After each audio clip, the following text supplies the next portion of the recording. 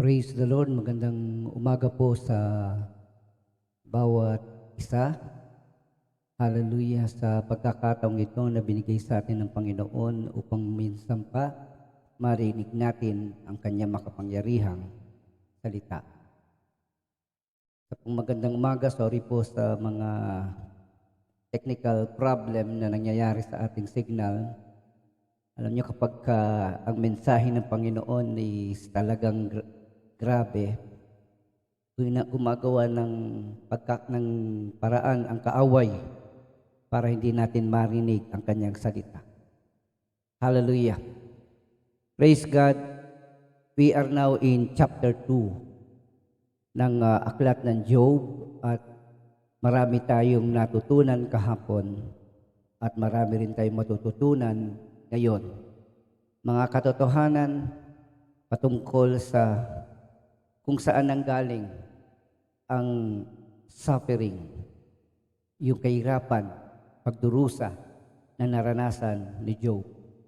Tayo po'y manalangin. Aming Ama, maraming salamat o Diyos sa oras na to. Kami po'y nagpapalinis sa iyong harapan sa mga kasalanan na aming nagawa. Hiningi namin ng tawad ang lahat-lahat sapagkat tunay nga o Diyos, kapag kami nag-iingat ng kasalanan, hindi mo natirinig ang aming mga panalangin. Ama, sa oras na to, Lord, hugasan mo kami na yung mapagpalang dugo na natigis sa krus ng Kalbaryo, Panginoon. At dalangin ko po, Diyos, na kami po, Panginoon, ay patuloy na palayain sa kasinungalingan, sa kasalanan, maging sa pita ng laman. O Diyos, sa oras na to, yanda mo po ang puso't isipan ng bawat isa nakikinig ng iyong salita. At dalangin ko po, makita nila mga katotohanan na nais mong ipaalam sa lahat. Lord, we pray, O God, that you keep this message to our heart, Lord. Do not allow the devil to steal them. Lord, I pray, O God, na hindi lang namin pakinggan, kundi aming isagawa. Salamat po ng marami, O Diyos, sa iyo po ang kapurihan at karangalan sa pangalan ng Panginoong Kristo. Amen and amen. Hallelujah. Palakpakan po natin ang Panginoon. Glory to God. Hallelujah. So magandang umaga po sa bawat isa nakasama dito. Good morning, Brother Romnick, Sister Letty. Miss ka na namin, Sister Leia. Miss ka na rin namin. Okay? So, hallelujah. So, sa umagang ito, marami tayong bagay na matutuklasan patungkol sa aklat ng Job.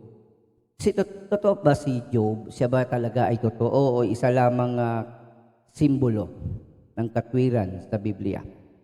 Ang sabi ng banal na kasulatan sa Ezekiel chapter 14 verse 14, if these three men, Noah, Daniel, and Job, were in it, they would deliver but their own lives by their righteousness, declares the Lord God.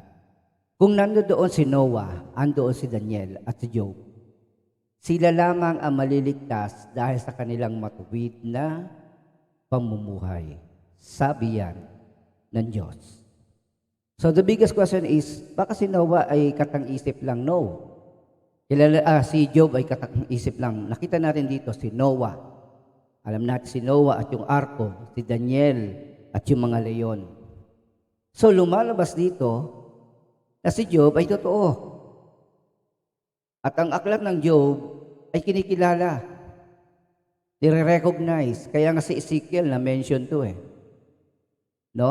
Sabi rin ng Ezekiel 14:20, even if Noah, Daniel, and Job were in it as I live, declares the Lord God, they would deliver neither son nor daughter. They would deliver but their own lives by their righteousness. Ibig sabihin, sila po mga kapatid ay maliligtas dahil sa kanilang pamumuhay na may katwiran. Hallelujah. Kahapon pinag-usapan natin na ang pinagdaanan ni Job ay hindi bunga ng kasalanan. The sufferings of Job is not caused by sin. Okay? So sa ating pag-aaral kahapon, ito ang naging attitude na sa gitna ng matinding kahirapan o kung ikaw man ay napapaligiran ng kasamaan, sabi nga natin, iwasan natin magkasala. So number one, ano yung dapat natin ano yung ginawa ni Job? Number one, hindi niya sinisi ang Diyos sa lahat ng di maganda nangyari sa buhay niya. Hindi niya sinisi. No? Hindi niya tinanong, why me? Why me? Okay? Number two, he accepted the truth that God owns everything. Nang lahat ng bagay sa kanya ay galing sa Diyos, at kung ito'y kukunin ng Panginoon, marapat lang na ito'y sa Panginoon. Kaya nga mga kapatid, lahat, maging ang buhay mo, buhay ng pamilya mo, buhay ng mga mahal mo sa buhay, maging ang mga ari-arian, the properties, these things belong from the Lord. Ito lang sasabihin ko sa inyo, hindi kukunin ni Lord yan kasi wala siya. No. Binigay yan sa iyo ng Diyos dahil kailangan mo yan. At sabi nga, kung kinukuha man ng Panginoon yan, meron siyang plano. At ang plano niya ay mabuti. At ikatlo, may mas maganda siyang gagawin. Number three, worship God even in our hard times. So, sa panahon ng matinding kapighatian, sinamba niya ang ating Diyos. And then number four, he waited for the Lord. Hindi siya gumawa ng mga aksyon para gumante, no? Wala. He waited for the Lord. Hallelujah. Tuloy natin ang ating pag-aaral. Sabi ng Job 2:1, muling umarap kay Yahweh ang mga anghel kasama si Satanas. Kung ako po'y naririnig nyo, ay i-comment nyo po, Amen, Amen. Baka ko kasi nagsasalita na naman ako at walang naririnig. Okay? Mga kapatid, pay attention no? Tingnan niyo mabuti. Job 2:1, Job 2:1. Muling umarap kay Yahweh ang mga anghel kasama si Satanas. Ano ba ibig sabihin nito? Si Satanas ay umaakit sa langit? No, mga kapatid, wala po siya sa langit.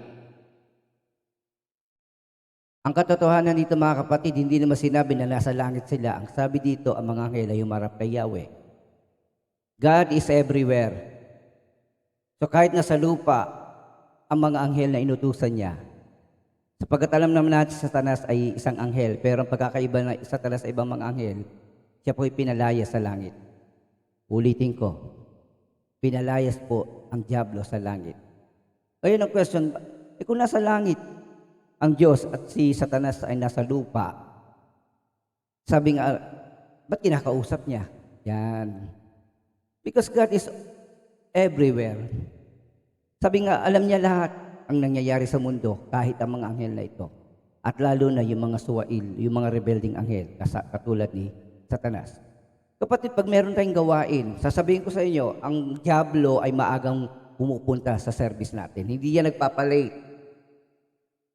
Pastor, ibig sabihin, dumadalo sa service natin ang diablo? Yes! Dumadalo yan. Sa prayer meeting nga, dumadalo yan eh.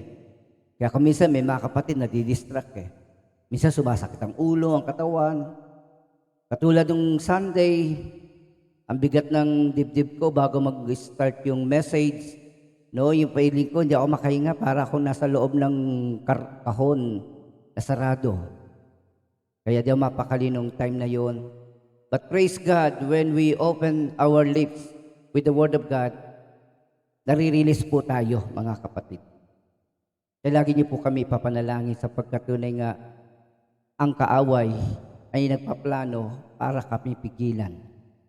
But He has no authority over us, brothers and sisters. So kapatid, sa gawain, nandun siya. Bakit? Kaya siya nandun para i-distract tayo. Kaya siya nasa tabi mo ngayon, nag-daily devotion din ng diablo. Katabi ka. At kapag na-distract ka, sabi, bubulungan ka niya, ito gawin mo, huy. Ang dami mo trabaho ngayon. Kasi kapatid, sabi nga, when we listen to the Word of God, we have to pay attention to the Word with our heart and mind and eyes. Hindi yung nasa malayo ka, nakikinig ka. You are distracted. You might miss the truth. At sa halip, walang nabago sa buhay mo. Kaya mga kapatid, ulitin ko, the devil is in the place where there are faithful Christians. Para i-distract sila, guluhin sila. para bulabugin ang mga anak ng Diyos. Kaya nung time na yon, kinausap nga siya ni Yahweh, di ba? Sabi nga dito sa Job chapter 1 verse 9, ito ang laging mga sagot ni litanya ni Satan. Sabi nung sinabi ni Lord, nakita mo na ba si Job, no? Napaka-perfect nito, napaka-righteous nito. Sabi ni Satan answered the Lord and said, does Job fear God for no reason? Kasi sinabi niya kaya ka lang naman pinupuri niya, kaya siya may takot sa'yo dahil pinagpapala mo siya. Okay? Kaya sabi ng Job 2:2, sabi dito, saan ka nang galing? Sumagot si Satanas, nagparoot pa rito sa buong daigdig. Ano ginagawa niya? Siyempre, naghahanap ng natutulog na Christian, tamad na Christian, backslider, no? Yung talagang hindi niya na mapapabangon, okay? Hanap siya ng mga tapat na anak ng Diyos para maging backslider. Wala siyang kapangyarihan gawin silang backslider, pero pwede niyang linlalingin ang mga anak ng Diyos. Sabi ng verse 3, nasubok mo na ba ang lingkod kong si Job?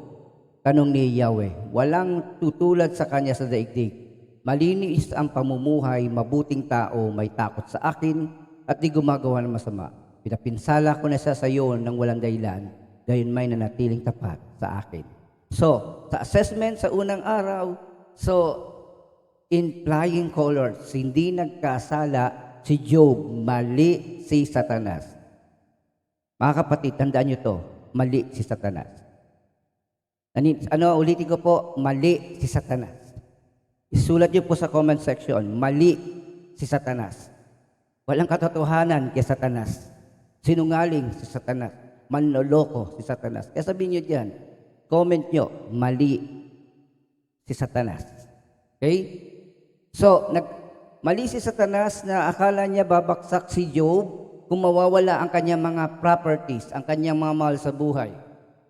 Tandaan nyo, hindi ang katawan niya ang inatake ng kaaway on the first day. So, ngayon, on the second day, naglabas na naman ng kasinungalingan ang diablo. Sabi nga dito, Job 1:9, sabi nga dito, then Satan answered the Lord and said, does Job fear God for no reason? Siyempre, may reason yan. Ang sabi dito sa verse 4, sumagot si Satanas, anumang bagay ay ibibigay ng tao, wag lamang siyang mamatay.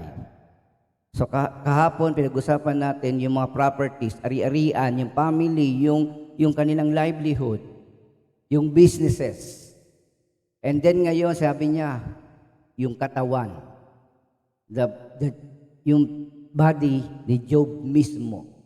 Sabi niya dito sa English version, then Satan answered the Lord and said, skin for skin. All that a man has, he will give for his life. Ibig sabihin, kapag buhay na, pagkatawan na ang inatake, sabi nga, bibigay at bibigay ang tao. Okay? Mga kapatid, this is the work of the devil. Hindi mo pwedeng kaibiganin ang diablo. Walang mabuting layon ng diablo. But I tell you, kahit masama ang layunin ng diablo, nagagawa pa rin ng Diyos na maging blessing ang lahat ng atake ng kaaway sa atin. Mga kapatid, this is the SOP, Standard Operating Procedure ng diablo.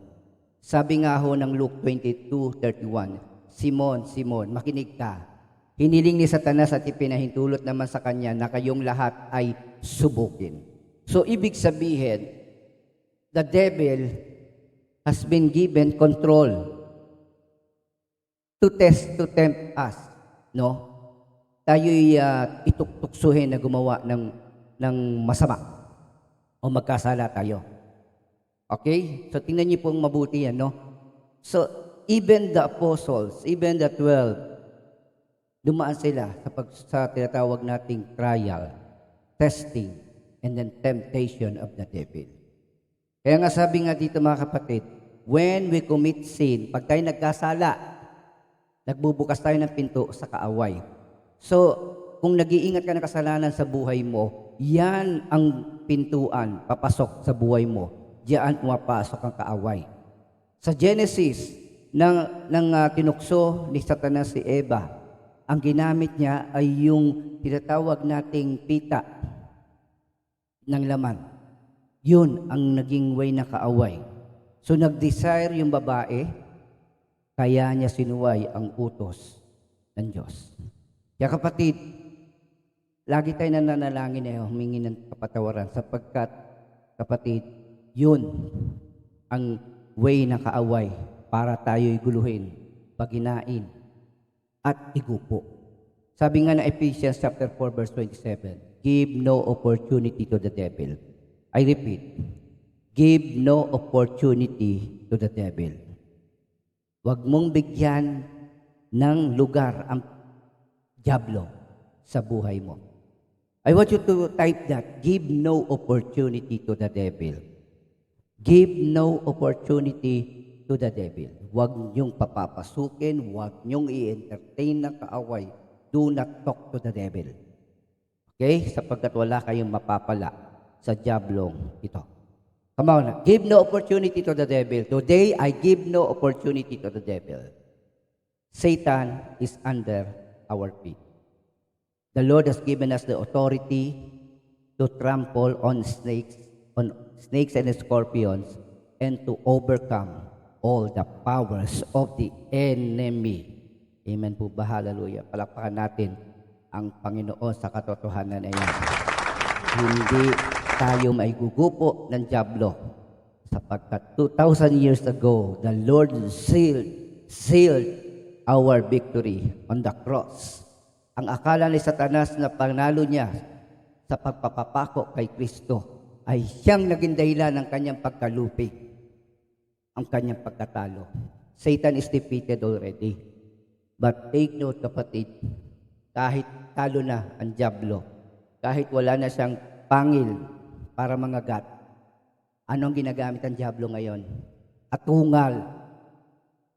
Maatungal siya, pero wala na akong power and authority yun sa atin. But sometimes, natatakot tayo sa lakas ng atungal ng kaaway sa kasinungalingan. Amen? Tuloy natin. Sabi dito sa Luke 8:12, ang kaaway ay magnanakaw. Ang mga binhing na laglag sa tabi ng daan ay ang mga nakinig. Ngunit dumating ang dyablo at inalis sa kanilang puso ang salita upang hindi sila manalig at maligtas. Yun na po.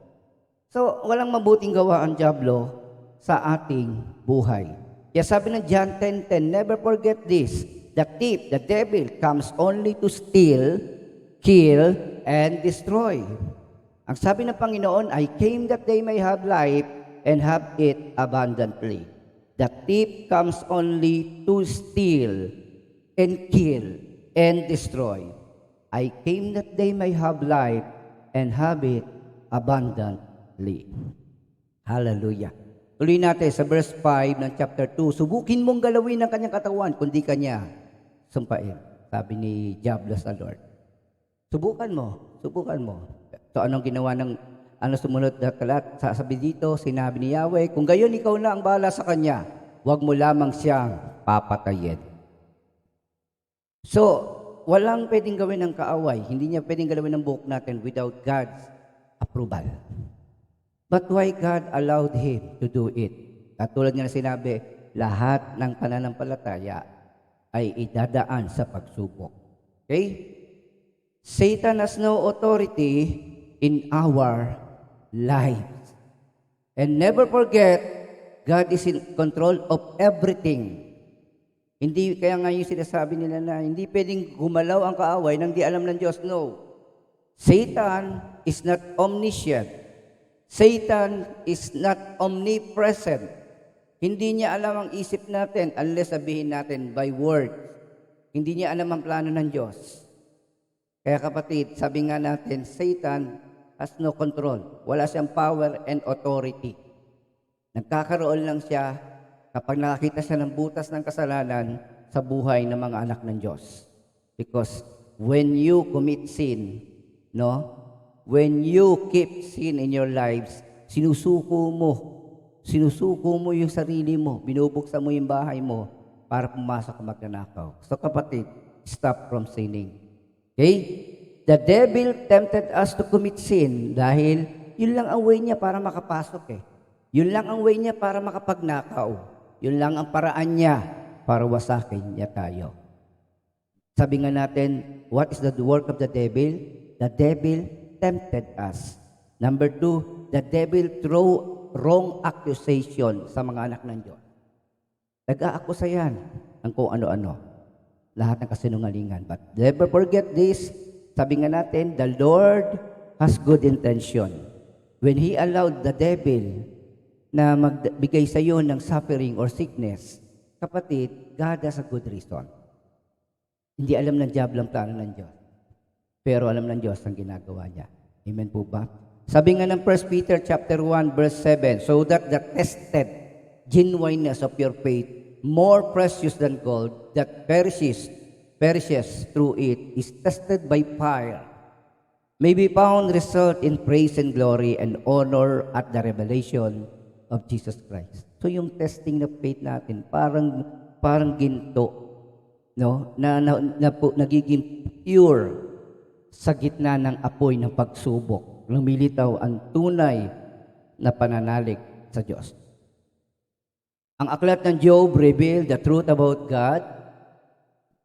And also, the book of Job revealed the heart of Job. No? Na-reveal. At ang foundation ng faith ni Job. Tuloy natin, verse 7, umalis si Satanas sa harapan ni Yahweh.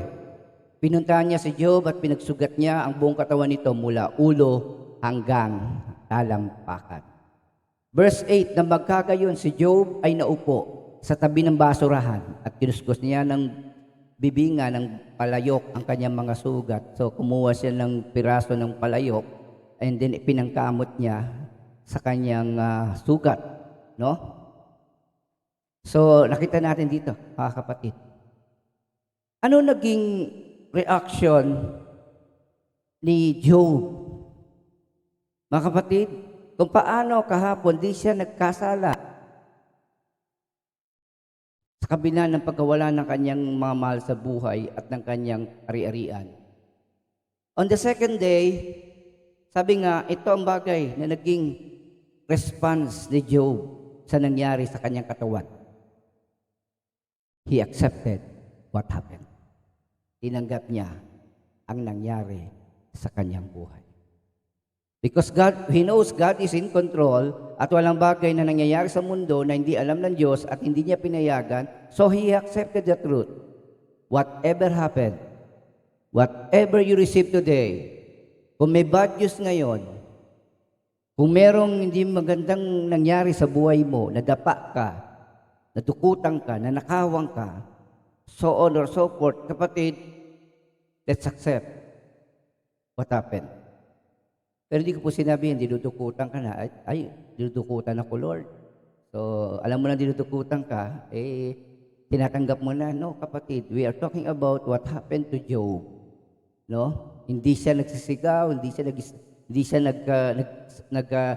naging emotional. Okay? So, paano? Sabi ng sumunod na talata, sinabi ng kanyang asawa, hindi ka pa ba magbabago? Sumpain mo na ang Diyos nang mamatay ka na. Alam niyo, ang mga natutunan natin dito sa Job 2:9? So, suffering and trials is a good tester for marriage relationship. Kapatid, ang tibay ng relasyon ng mag-asawa ay nakikita kapag sila ay humaharap sa pagsubok. So, din niyo makikita kung na ang mag-asawa ay naging isa at nagtutulungan. Kaya nga sabi dito, sinabi ng kanyang asawa, pati ka pa magbago, sumpain mo na ang Diyos nang mamatay ka na. Kita niyo, no? Verse 10, ang sagot ni Job, hindi mo nalalaman ang iyong sinasabi. Kaginawaan lang ba ang tatanggapin mo sa Diyos at hindi pati kahirapan? Tama naman. Sa kabila ng nangyari sa kanya, hindi rin nagkasala si Job kahit sa salita. Amen for that. Amen for that. Nakuha nyo? No? Ibig ba sabihin, sabi nga ni Job, ready siya anuman ang dumating sa kanya sa araw na yon, no? Pero alam natin, ang Diyos ay hindi gumagawa ng masama. Sometimes, bad things happen even in righteous people. Pero huwag niyo isipin na sa righteous people lang yan. Lahat ng tao na pagdadaanan ang lahat ng yan. The only thing, tayo mga anak ng Diyos, nagtatagumpay tayo dahil sa Panginoon. Samantalang ang mga taong ito ay napapahamak at namamatay sa mga matinding pagsubok sa kanilang buhay. Hindi nila kinakaya, sumusuko dahil wala silang mahinga ng tulong. Job 2:11, ang kalagayan ni Job ay nabalitaan na tatlo niyang kaibigan sila Eliphaz na Temanita, Bildad na Suhita, at Zophar na Naamatita. Nag-usap silang tatlo upang dalawin si Job. Pansinin niyo, no? So, nawala yung mga relatives ni Job. Tingin ko mayaman din yung relatives ni Job, pero si Job ang pinakamayaman before. Na mawala sa kanya yung tinatawag nating kayamanan, and then nagkaroon siya ng bukol-bukol, napakasakit na bukol-bukol mula sa ulo hanggang sa buong katawan. So ang isang marangal na tao ginagalang biglang naging kadiri, no? Yung ayaw malapitan ng mga tao, no? So dito natin nakita, and yet at the end may mga kaibigan. Hindi lahat ng kabarkada ay kaibigan. No, sana tingnan nyo kung sino yung totoo at sino yung peke. No, baka mamaya sumasabit lang sa iyo dahil nililibre mo, and so on and so forth. Sabi ng verse 12, malayo pa sila, nakita na nila si Job, at ano bang itsura talaga ni Job? Grabe. Una, hindi nila nakilala ito sa itsura niya. And then, nung makilala nila ito, nahabag sila at napaiyak. Grabe kasi, from being the richest person, yung pinakaginagala, siguro ang ganda ng damit ni Job. No, talagang siguro baka may alas pa yan, but nung makita nila, it's the opposite, extreme opposite. No, kaya nga nung makita nila, di nila nakilala, ikalawa, napaiyak sila. And then, the same thing, nakidalamhati sila kay Job, pinunit nila ang kanilang kasautan at nagbuhos ng abo sa ulo. And then, they gave space to Job. Hindi nila kagad kinausap. Nakiumpok sila kay Job ng 7 araw at 7 gabi. Ngunit di sila kumibo kaunti man pagkat nakita nila ang malaking hirap na tiniis nito. Hallelujah. Kaya kapatid, wala kayong mabuting makukuha sa kaaway. No? Sinungaling ang kaaway. Pero hindi siya mabait. Kapag ang proteksyon ng Diyos ay nawala sa inyo o umalis kayo sa proteksyon ng Panginoon, hindi naman kasi maaring mawala ang proteksyon ng Diyos sa mga lingkod niya. Pero pwede nating ilayo ang sarili natin sa pamagitan ng kasalanan. 2 Corinthians 4:17, ang bahagya at panandaliang kapigatiang dinaranas ko ngayon ay magbubunga ng kaligayahang walang hanggan at walang katulad. Ito po sabi ni Pablo patungkol sa kapigatiang dinaranas ngayon. Verse 18, kaya't ang paningin namin ay nakapako sa mga bagay na di nakikita, hindi sa nakikita. Sapagkat panandalian lamang ang mga bagay na nakikita, ngunit walang hanggan ang mga bagay na di nakikita. Amen. Grabe, no? Anong sinasabi kong grabe? Grabe. Nakita nyo kung paano kumilos ang kaaway. Pero ito sasabihin ko sa inyo, God is in control and He knows what He is doing. May magandang bunga ang pinagdadaanan ni Job. Yung pagkawala ng lahat ni Job ay hindi katapusan ng kwento. Karaniwang kasi naalala natin si Job dahil doon sa sufferings na dinaanan niya. Pero hindi nyo nakita o naidetalye sa inyo yung plano ng Diyos. God is more concerned of our transformation. Gustong-gusto ni Lord na baguhin niya ang buhay natin. And the only way that it will happen in our lives is, isang way is through suffering. So may natututunan tayo sa mga dumarating sa buhay natin.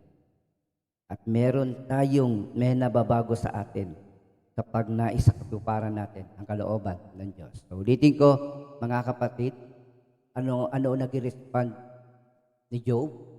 He accepted his faith. Tinanggap niya yung nangyari sa kanya. Mga kapatid, when Jesus is your number one, hindi ka babaksak sa pagsubok. Sapagkat alam mong nakatayo ka sa isang matibay na pundasyon, sa isang Diyos na nag-iingat at nagmamahal sa atin. Do not give the devil opportunity. I want you to declare today, Satan has no authority over my life. Satan has no authority over my life. I want you to claim that today. Satan has no authority over your life. Kaya nga pinagpipray natin ang ating mga kapatiran, ang mga pamilya, sapagkat the devil wants to steal, kill, and destroy our family. The family is his number one objective. No? Kung gusto niya wasakin isang tao, he will attack the family. Kaya nga pag nananalangin tayo, hindi ko po sila pinag-pray ko ngayon tapos na. No, we do this every week. Kung pwede nga lang araw-araw yan, kaya lang napakaraming pamilya niyan, mahigit sa 100. So, hinati natin into 6 days. So kapatid, samahan niyo ako manalangin. Kung ipinapanalangin niyo, iba, naniniwala ako, ipapanalangin din kayo. Sapagkat kung anong tinanim mo, siya mo nga anihin. Kung ano yung ginagawa mo sa iba, gagawin din sa'yo. Amen? Hallelujah. Come on. Hallelujah. I-type nyo. Pakita nyo sa buong mundo na ang kamay nyo hindi hawak ng dyablo. I-type nyo, Satan has no authority over me. Walang kapangyarihan ng dyablo sa buhay ko. Walang kapangyarihan ng dyablo sa buhay ko. Come on. Declare it today. Hallelujah. Praise God. Kaya nakita na natin ang trabaho ng kaaway. Ang trabaho ng kaaway is to kill, to steal, to kill, and destroy. Una, nanakawin niya ang binigay ng Diyos sa atin. Ikalawa, papatayin tayo. Ikatlo, ang buong lahi mo uupusin niya. Praise God.